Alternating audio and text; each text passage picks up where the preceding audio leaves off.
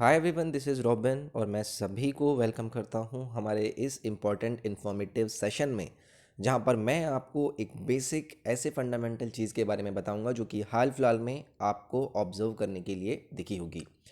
तो देखिए, आप सभी ने ऑस्ट्रेलिया में हुए इंडिया और ऑस्ट्रेलिया के बीच में पहले टेस्ट मैच में देखा कि भारत की और ऑस्ट्रेलिया की टीमों ने जो क्रिकेट बॉल का यूज़ किया वो पिंक कलर उसका था।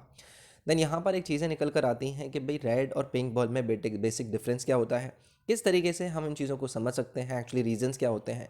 क्योंकि देखिए, अगर आप किसी भी एग्ज़ाम की तैयारी करते हैं तो आपको पता है कि आपके आसपास होने वाली छोटी से छोटी फंडामेंटल चीज़ किसी रीज़न की वजह से होती है, तो आपके लिए वो एग्ज़ाम में एक सवाल का रूप ले लेते हैं।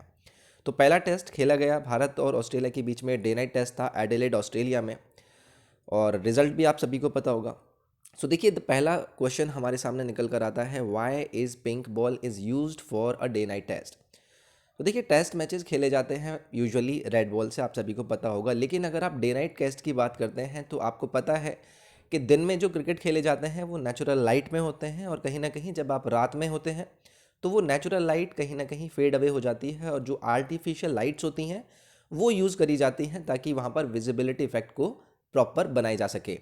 तो विजिबिलिटी इफेक्ट में जो पिंक कलर की बॉल होती हैं वो मेजरली यूज़ करी जाती हैं, वही हम यहाँ पर डिस्कस करेंगे कि एक्चुअली में हम पिंक बॉल को क्यों यूज़ करते हैं। तो इसका जो रीज़न होता है, अगर मैं किसी एक रेड बॉल की बात करूं तो वो एक ब्राउनिश कलर का रूप ले लेती है जब उसके ऊपर वो आर्टिफिशियल लाइट्स पड़ती हैं, जो कि कहीं ना कहीं येलोइश नेचर में होती हैं। उसके बाद आपको पता होगा, जो पिच जनरली यूज़ करी जाती है उसका कलर भी कहीं ना कहीं थोड़ा सा येलोइश होता है। तो जो रेड बॉल अगर हम डे नाइट क्रिकेट में यूज़ करें तो उसका कलर विजिबिलिटी के रूप में आपके लिए कठिन पड़ता है, यानी कि वो विजिबिलिटी कम कर देती है बॉल की।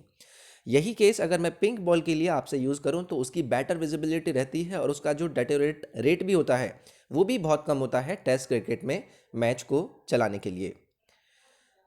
अगर मैं नॉर्मली बात करूं कि बॉल के कोर किस तरीके से बनाए जाते हैं, तो एज सच कोई डिफरेंस नहीं होता है। जो उनका क्विल्ट होता है वो बेसिकली कॉट्सवुल और कॉक से बना होता है, जिसका पिंक और रेड बॉल में दोनों में ही इक्वल तरीके से यूज़ किया जाता है। लेकिन अगर मैं स्टिचिंग की बात करूं तो एज सच स्टिचिंग के पैटर्न में कोई डिफरेंस नहीं होता है, ना ही वेट में, ना ही उनके किसी भी अलग तरीके से। अगर मैं वेट की भी बात करूं तो कोई डिफरेंस नहीं होता है। लेकिन अगर आप रेड बॉल की और पिंक बॉल की स्टिचिंग देखेंगे तो रेड बॉल के अंदर वाइट थ्रेड का यूज़ किया जाता है स्टिचिंग का, जबकि पिंक बॉल के अंदर ब्लैक कलर के थ्रेड का यूज़ करते हैं। The reason is the same कि जब हम वैक्स करते हैं रेड बॉल पर तो वो एक चेरी कलर का रूप लेता है, जिसके ऊपर हम बार बार वैक्सिंग करके उसको एक ऐसा रूप दे देते हैं जो कि शाइनी नेचर का होता है। लेकिन अगर मैं पिंक बॉल्स की बात करूं तो पिंक बॉल के ऊपर अगर मैं वही सेम वैक्स यूज़ करूंगा तो वो ब्लैक कलर पकड़ लेगी। This is why instead of using a PU based coat, जो कि हम यूजुअली रेड बॉल में यूज़ करते हैं, हम यहाँ पर क्या यूज़ करते हैं, हम यहाँ पर इस बॉल के लिए PU based colour ball polish, जिसको हम नाम देते हैं, यूज़ किया जाता है पिंक बॉल्स के लिए, जो कि एक्चुअली में उनका एम्बैरेसन भी होने से बचाता है और बॉल को मेंटेन रखता है 40 ओवर तक।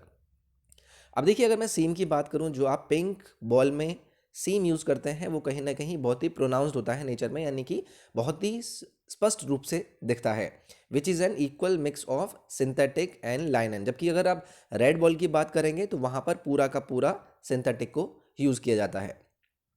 सो दिस वॉज दिस सेशन जहाँ पर मैंने आपके साथ डिस्कशन किया why red ball and pink balls are used in day and pink ball is used in day night cricket.